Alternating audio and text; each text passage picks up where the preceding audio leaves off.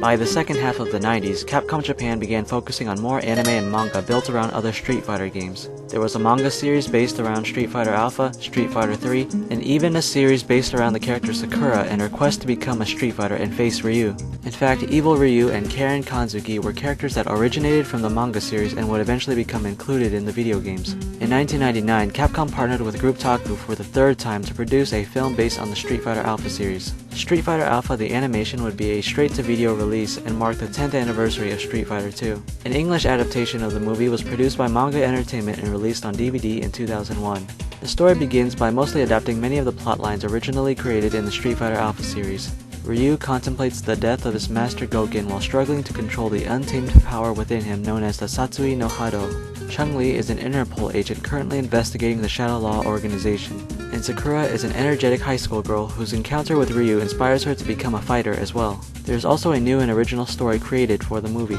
Ryu and Ken are confronted by a boy named Shun who claims to be Ryu's long-lost younger brother. Meanwhile, a biologist named Professor Sadler who has ties to Shadow Law is sponsoring a tournament in order to gather fighters from around the world for his own ends. While the film focuses on only a handful of the game's characters, there are many cameo appearances from other characters from the Street Fighter Alpha series. Even though the movie attempted to faithfully adapt many of the elements from the Alpha series, the overall plot for the film felt a little contrived and rather weak by anime standards. By the end of the film, the story doesn't have much of an impact on the Street Fighter characters and lore beyond that of a side story. Then again, given the release of the Street Fighter Alpha series and the release of this film, it was likely the intent of Capcom. In 2005, Capcom produced another film based on Street Fighter Alpha, but this time not with Group Taku but Studio APPP. This straight-to-DVD film was produced specifically for the English language market and has never been officially released in Japan. Street Fighter Alpha Generations was released by Manga Entertainment on DVD on October 25, 2005. While the movie is set in the Street Fighter Alpha storyline, it has very few connections to the prior film. The story begins by focusing on the origins of Gouki and his brother Gouken. Gouki, who once appeared more human, longs to acquire greater power through the Dark Hado, but is denied his wish by his master Gotetsu. Still, his pursuit for power causes him to defeat his master in battle and descend into the demon he is today.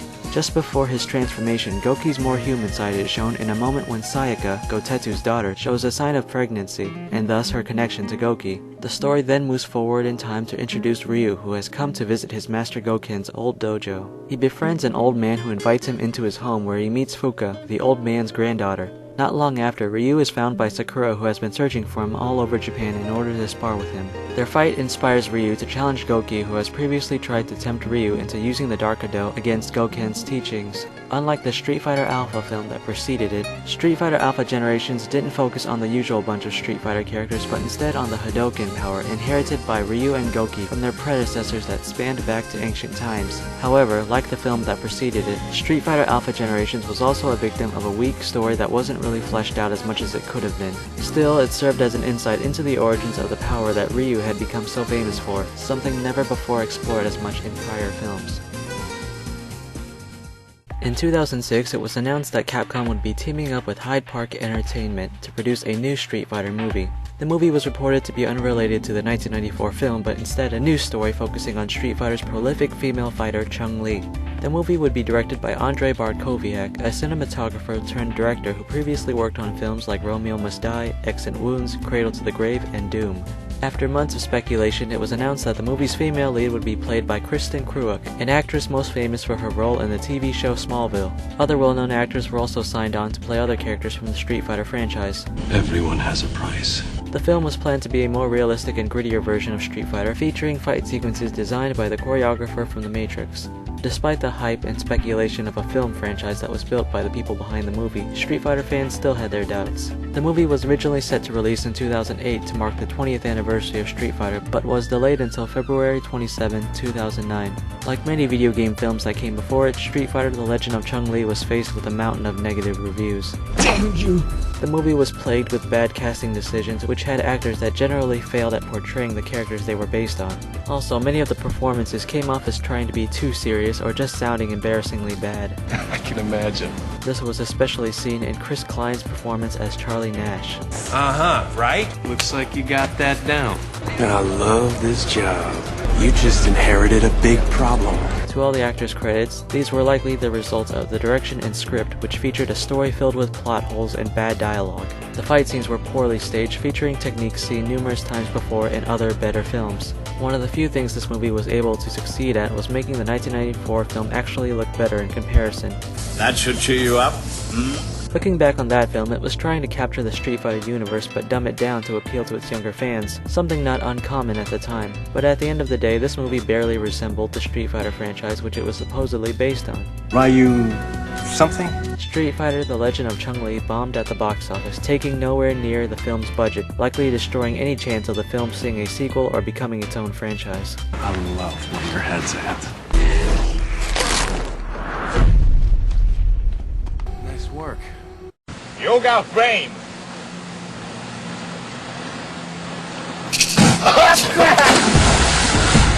The idea of expanding the Street Fighter franchise through other forms of media like film and television has faced its ups and downs throughout history, but that never stopped its fans from being interested in the game's universe. Throughout the years and through the internet, many fans have come together and paid homage to Street Fighter with their own interpretations, whether it be dressing up like their favorite characters, reenacting a scene from the video game, or even creating their own fiction. Get the fuck over here!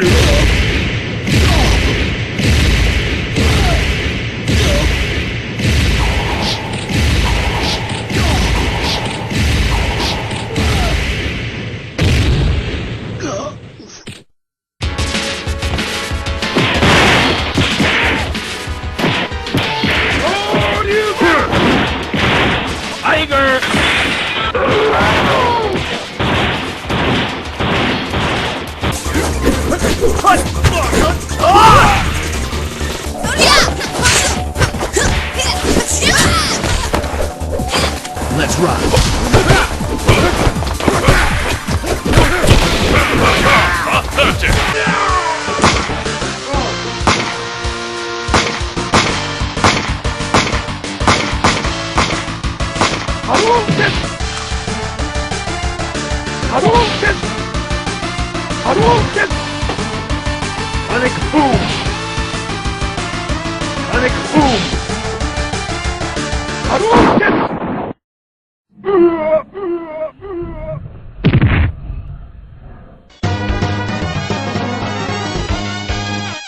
Round one, fight!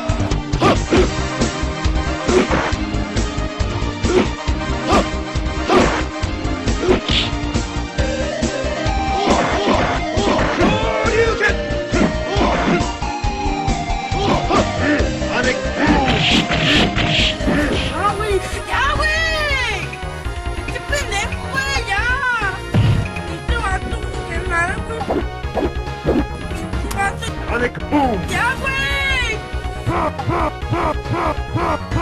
¡Yahweh, por favor!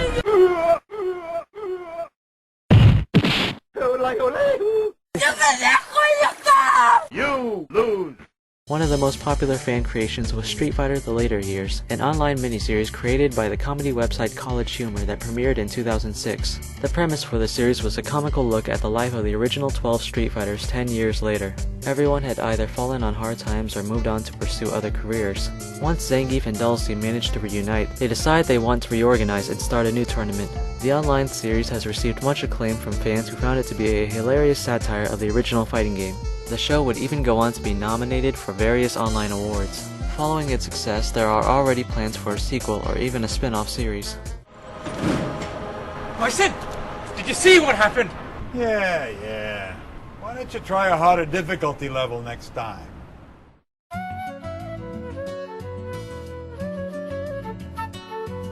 Street Fighter will always be remembered first as a fighting game series that made an impact in the video game industry. Ever since Street Fighter 2 was a huge success in arcades, fans have not only continued to be interested in the video games but also in its fiction. Since 2003, the Canadian-based comic book publisher Udon Entertainment has published a number of different comic book series based on Street Fighter, imported and translated the past Japanese manga series, and even provided artwork for numerous Capcom fighting games. Despite what many may think of the Street Fighter fiction, it has served as a strong influence in how the franchise has continued to evolve. Today, Street Fighter has reached that rare status of pop culture fandom by continually proving capable of taking on a new life outside of the games. Oh, God, I hope you're not pregnant. We can't afford another kid. We already got Chris, Stewie, Richie, Joni, Greg, Masha, Bobby, Jan, Mike Seaver, Carol Seaver, Boner, Urkel, Mr. Furley. Peter, those aren't your kids. That's the Nick at Night lineup. Blanca, Zangief, Chun-Li, Guile, E. Honda. That's Street Fighter. そういえば、司とコナタはどういうきっかけで仲良くなったのよ。司が怪しい外国人の大男に連れ去られそうになっているところに、私がここぞとばかりに登場。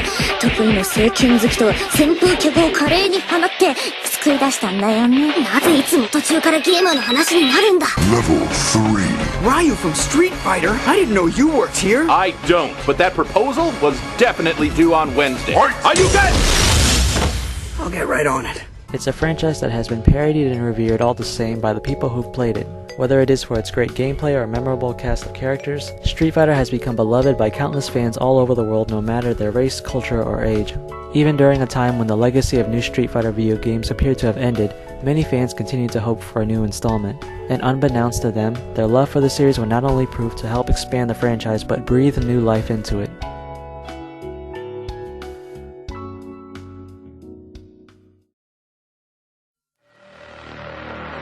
Next time, in part 8 of the Street Fighter Retrospective, Capcom returns to Street Fighter after a long hiatus from the franchise with the official 4th chapter in the series. With the help of a longtime producer and its many fans, Street Fighter would return to an industry it once helped create and reinvigorate it once more.